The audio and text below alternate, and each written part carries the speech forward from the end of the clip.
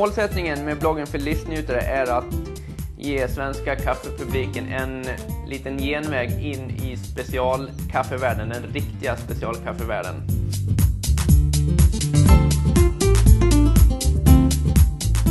Jag har hållit på och skrivit på bloggen sedan 2006 i januari. Bloggen för livsnjutare är tänkt att vara Sveriges nördigaste kaffeblogg, men med ironi, humor och självdistans till både kaffet och människorna som jobbar i branschen.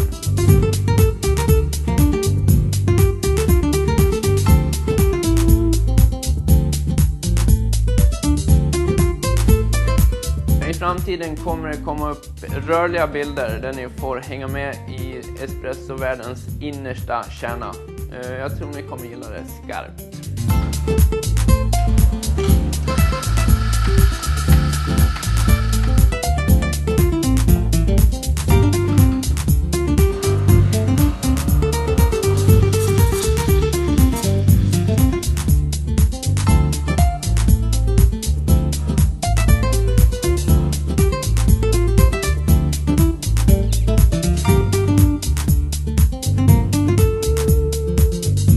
Till exempel intervjuer med kända kaffeprofiler, bilder på de absolut främsta i Sverige när de gör kaffe och extraherar espressos.